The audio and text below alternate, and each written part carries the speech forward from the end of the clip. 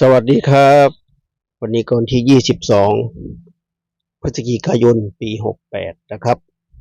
คลิปนี้จะมาในทางของฮานอยนะครับให้สิทางช่องที่เป็นคอฮานอยนะครับเนาะวันนี้ก็วันเสาร์ครับเนาะสายๆของวันเสาร์หยุดพักผ่อนใครหลายคนนะครับเนาะใครที่ยังทำงานอยู่เป็นกำลังใจให้เหมือนเดิมครับเนาะเราจะทำกันเช่นกันครับเนาะอาทิตย์นี้หยุดวันเดียวนะครับเนาะก็ส่วนคอรัฐบาลไทยครับเนาะช่วงเช้าบอก3 บนลงไปแล้วนะครับเนาะชุด3 ตัวบนครับเนาะชุด3 ตัวบนรัฐบาลไทยใครยังมีแนวทางชุด3 ตัวบนก็เข้าไปรับชมรับฟังได้นะวันนี้มั่นใจมากนะครับเนาะหลังจากหลักร้อยเข้ามา2 งวดติดแต่หลัก10หลักหน่วยไม่ทำงานเฉยๆวันนี้ค่อนข้างมั่นใจนะเพราะได้สูตรใหม่มานะครับเนาะสูตรใหม่เข้ามา2 งวดแล้วครับเนาะสูตรใหม่เข้ามา2 งวดแต่นำเสนอแค่งวดแรกครับเนาะนำเสนองวดที่2เป็นงวดแรกทำเดินหน้าแล้วก็เก็บประเด็นช่างไว้เข้าทั้งบนทั้งล่างนะครับเนาะอย่าเสียดายเราเอาตัวชนมามันชนตัวบนครับเนาะไปชนตัวล่างครับเนาะชน37ถ้าชนบนเต็มแน่นอนครับเนาะวันนี้ขอให้ชนบนครับเนาะขอให้ชนบนพาสัญจรด้วยกันนะครับเนาะเราขอรัฐบาลไทยนะครับเนาะถ้ายังไม่เห็นก็กดตรงรูปคนนะครับด้านซ้ายมือครับเนาะด้านล่างเนาะจะมีรูปบ่าวสารคามอยู่เข้าไปกดเข้าไปรับชมรับฟังได้นะครับขอรัฐบาลไทยนี่เป็นของคอฮานอยนะครับเนาะฮานอยมีทุกวันครับเนาะฮานอยมีทุกวันเป็นลุ้นฮานอยรวมนะครับแนวทางบ่าวสารคามจะให้ไปเป็นฮานอยรวม3 รอบคือ5 โมงถึง1 ทุ่มครับเนาะ5 โมงถึง1 ทุ่ม3 อรหันต์ตอนเย็นที่หลายคนเรียกกันนะครับเนาะชอบรอบไหนจัดรอบนั้นนะครับถ้าไปออกรอบอื่นก็แสดงว่าไม่มีโชคไม่มีดวงครับเนาะเหมือนเช่นเคยนะครับใครจะไปจัดก็เอาที่สะดวกครับเนาะไม่ว่ากันนะครับเมื่อวานแล้วก็ หลุดไป2 วันครับเนาะเมื่อวานก็กลับเข้ามาอาจจะได้สัก2 เด้งก็ไม่ได้ครับเนาะแต่ได้เป็นเด้งเดียวก็ไม่เป็นไรครับเนาะดีกว่าไม่ได้นะครับ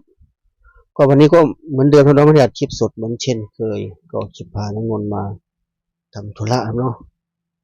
ต่างจังหวัดแวะเที่ยวที่หนองทำธุระเสร็จก็แวะเที่ยวที่หนองประจักษ์ครับเนาะสูดอากาศบริสุทธิ์พาน้องนนท์มาปั่นจักรยานออกกำลังกายนะครับเนาะนนท์ชอบปั่นจักรยานชอบเตะบอลครับเนาะก็ทำธุระปะปังเสร็จก็ช่วงแดดลมตก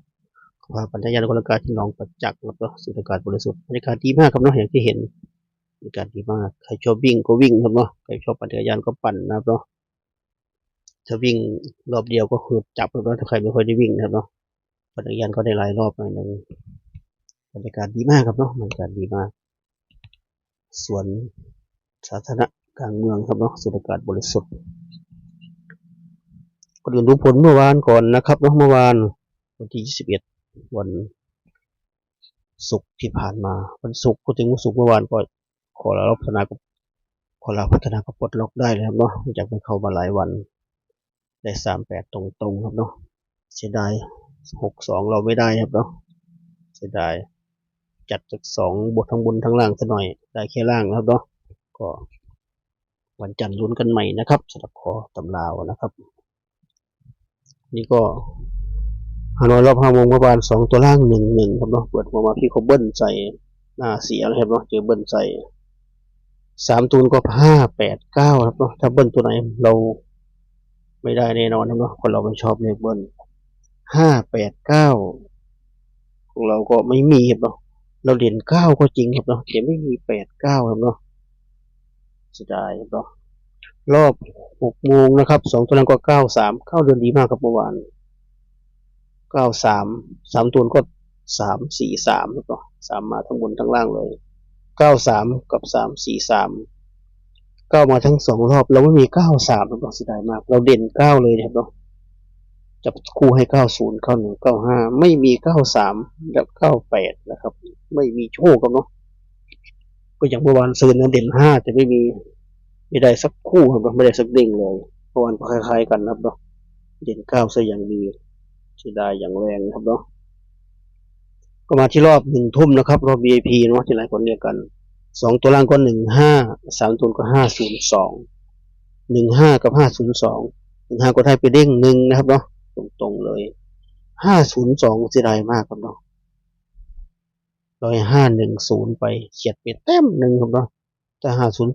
502เปลี่ยนเป็น510นะเต็มเลยได้2ดิ่งตัวนี้แล้วก็ได้ชุด3ตัวอีกครับเนาะไม่มีโชคครับเนาะเมื่อวานไม่มีโชคได้แค่เด้งเดียววันนี้ลุ้นกันต่อนะครับเนาะสำหรับคอฮานอยนะครับสรุปจดไว้นะครับสรุปแคปคนเราแคปเหมือนเดิมนะครับเนาะมันเช่นเคยให้เป็นแนวทางเหมือนเช่นเคยเนาะชอบก็จัดขัดก็ผ่านตามตำรานะครับเนาะวันนี้เด่น8เด่น0นะครับเนาะเด่น8เด่น0จับคู่ก็10 1 20 40 41 42 80 82 84ทวนครั้งนะครับฮานอยวันนี้เด่น8รอง0นะครับจับคู่10 20 40 41 42 80 82 84นะครับ8คู่ 8คู่นี้เน้นไปที่84 80แล้วก็40นะครับ84 80 40เป็นตัวเน้นนะครับ3คู่นี้ ก็มาที่ชุด3ตัวครับมีรู4ชุดเหมือนเดิมครับเนาะวันนี้มี284 280 240 241นะครับ มันมีเสลดติดคอนะครับเนาะก็4ชุดนะครับเนาะ4ชุดนี้เน้นไปที่284 280 240นะครับเน้นให้3ชุดนะครับ4ชุดเน้น3ชุด3ตัวนะครับเนาะก็ครบถ้วนครับเนาะสำหรับทางของฮานอยวันนี้วันเสาร์เนาะเขาบอกเสาร์อาทิตย์วันหยุดชอบเบิ้ลจริงไหมหรือไปด้วยกันครับเนาะพูดถึงเมื่อวานเขาก็เบิ้ลไปแล้วครับเนาะส่วนตัวผมว่าไม่ใช่วันหยุดก็เบิ้ลครับพี่เขาแล้วแต่อารมณ์พี่เขาครับเนาะทำให้ทันเนาะเขาเบิ้ลเราไม่ชอบเบิ้ลครับเนาะสวนทางกันลำพังไม่เบิ้ลก็ลำบากครับเนาะฮานอยที่เขากลับไปกลับมาบางทีออกตัวเดิมบางทีออกล่างอยู่ดีกระโดดไปบนครับเนาะบนดีๆกระโดดมาล่างเนาะบางทีจับทางยากเหมือนกันนะครับบางทีพี่เขาก็เอาใจยากเหมือนกันวันนี้คอยจับทางถูกครับเนาะได้ตัวเน้นๆหน่อยจะได้เห็นน้ำเห็นเนื้อนะครับเนาะกบเรือนครับเนาะท้ายคลิปคนกบน้อยกว่าตัวเน้นนะครับผมเน้นให้เผื่อมันพุกเข้าแล้วนะวันนี้ก็มี84 80 40นะครับ84 80 40 3คู่ครับเนาะจัดไปแต่ถ้าไม่ชอบที่เป่า3นี้นะก็เลือกคู่ได้เลยนะครับเลือกคู่ได้เลยนอกเหนือจาก3คู่นี้นะครับ42ก็ออกบ่อย20 41ก็ออกบ่อยกดจัดไปนะครับแบบคลิปนี้นะทุกคนเฮงๆรวยเจอกันคลิปหน้านะครับคลิปนี้ก็สวัสดีครับ